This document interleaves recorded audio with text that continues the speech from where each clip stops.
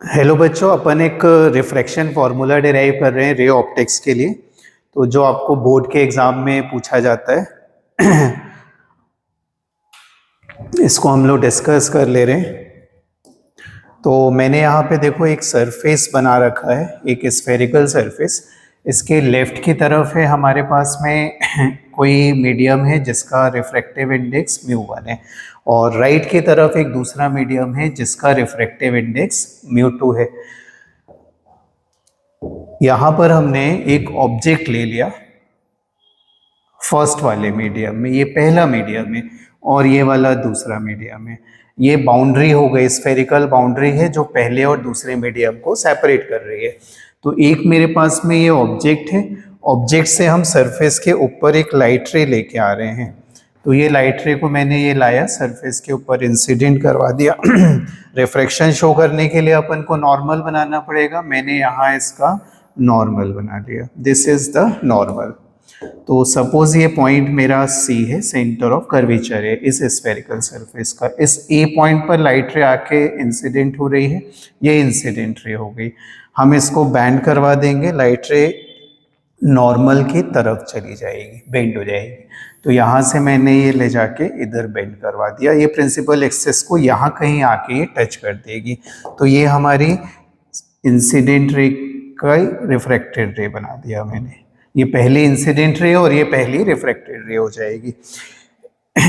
मैंने दूसरा क्या किया, यहाँ से एक लाइट रे बिल्कुल सीधे लेके आ रहा हूँ जो C की डायरेक्शन में। तो ये अनडेविएटेड मूव करेगी और जहाँ पर जाकर ये पहले आने वाली रिफ्लेक्टेड रे को कट कर रही है उस जगह पर इमेज बन जाएगी। इस इमेज को हमने आई बोला।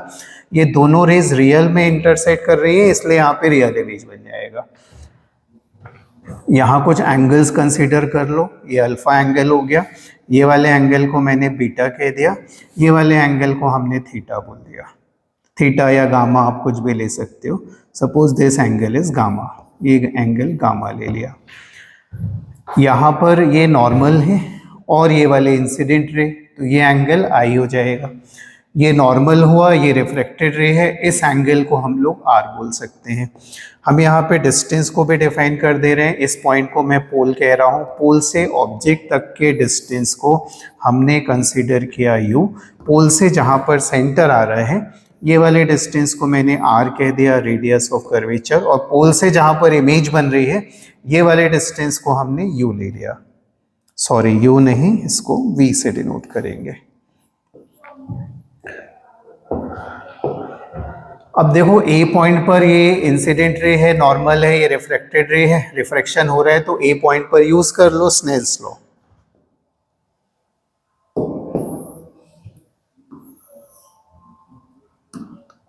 तो A पॉइंट पर अगर आप स्नेल्स लॉ यूज करो एट A, तो यहाँ पे स्नेल्स लॉ क्या लिखेंगे, पहले मीडियम का रिफ्रैक्टिव इंडेक्स साइन, और जो वहाँ पे एंगल बन रहा है I एंगल बन रहा था, और दूसरे वाले मीडियम के अंदर का रिफ्रैक्टिव इंडेक्स μ2 है साइन, और जो एंगल बन रहा था R बन रहा था। यहाँ पे जो एंगल होंगे ये स्मॉल बनते हैं। ये सारे के सारे रिजल्ट्स जो होते हैं रे ऑप्टिक्स में, जो फॉर्मूले होते हैं पैराएक्सियल रेज के लिए डिफाइन करे जाते हैं, मतलब ये स्मॉल एंगल के लिए होते हैं।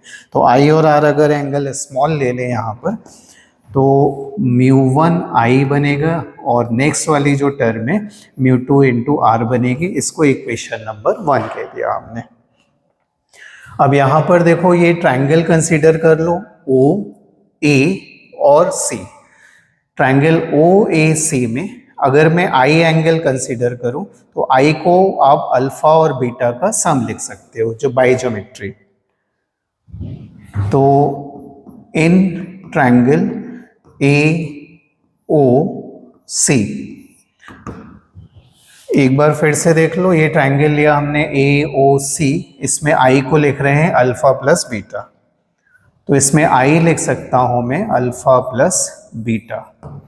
और ऐसे ही ये वाला जो ट्रायंगल है ACI, इसमें बीटा एंगल को आप R प्लस गामा लिख सकते हो।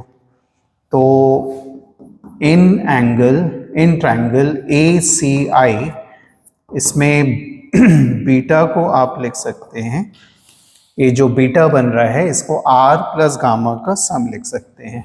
तो ये आर प्लस गामा हो जाएगा। यहाँ से अगर हम आर निकाल लें तो आर की वैल्यू को बीटा माइनस गामा लिख सकते हो। अब यहाँ से मुझे देखो आई की वैल्यू मिल गई है और यहाँ से आर की वैल्यू मिल गई है। आई और आर ये दोनों को फर्स्ट इक्वेशन पे पुट कर दो। तो फ्रॉम इक्वेशन 1 फर्स्ट में पुट करा μ1, आई की वैल्यू रख दो। आई की वैल्यू है अल्फा प्लस बीटा और सेकेंड साइड में μ2 है और आर की वैल्यू पुट कर दो। आर की वैल्यू हो गई है बीटा माइनस गामा। थोड़ा सिंप्लीफाई करें अगर इसको तो μ1 alpha plus μ1 beta is equal to μ2 beta minus μ2 gamma. इसके लेफ्ट में ले जा रहे हैं और ये वाली टर्म को राइट में ले जाओ। तो लेफ्ट में आ जाएगा देखो μ1 अल्फा, साइड चेंज किया तो ये प्लस हो जाएगा μ2 गामा। ये लिखा हुआ है μ2 बीटा, साइड चेंज करोगे तो माइनस μ1 बीटा आ जाएगा। तो μ2 माइनस μ1 इंटू बीटा लिख देंगे। तो अब इसमें क्या कर रहे हैं देखो, ये जो एंगल कंसिडर किए थे हमने अल्फा बीटा गामा, इनकी वैल्यू पुट करेंगे। कैसे करेंगे? एंगल का बेसिक फॉर्मूला यूज कर लो। Angle is equal to arc मतलब लेंथ ऑफ आर्क और अपॉन हो जाएगा रेडियस। तो पहला एंगल अल्फा है तो यहाँ पे अपन जा रहे हैं। देखो अगर ये एंगल हमने अल्फा लिया तो ये एंगल अल्फा हुआ तो आर्क हम इसे कंसीडर कर रहे हैं एपी और रेडियस ओपी हो जाएगा। बीटा एंगल लेंगे तो आर्क हो जाएगा एपी और रेडियस सी से पी तक हो जाएगा। जब गामा एंगल लेंगे तो आर्क एपी ही होगा और इसके लिए रेडियस पी से लेकर आई तक हो जाएगा। तो ये एंगल अपन रख देंगे यहाँ पे।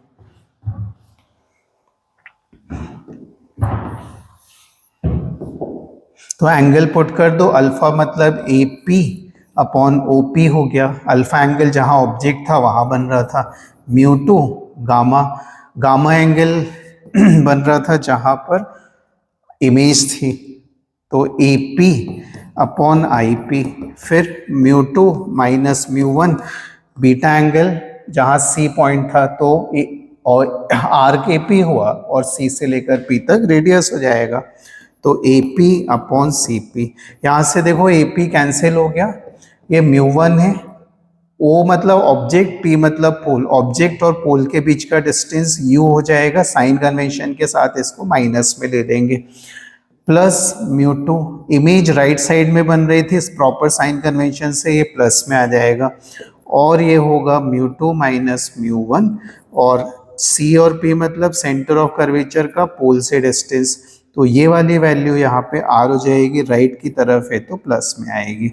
इसको हमने प्रॉपर लिखा रीअरेंज करके, तो ये μ2 बाई v हो जाएगा माइनस μ1 अपॉन u हो जाएगा और μ2 माइनस μ1 अपॉन r। इसी रिजल्ट को अपन रिफ्रैक्शन फॉर्मूला बोलते हैं। तो थैंक यू।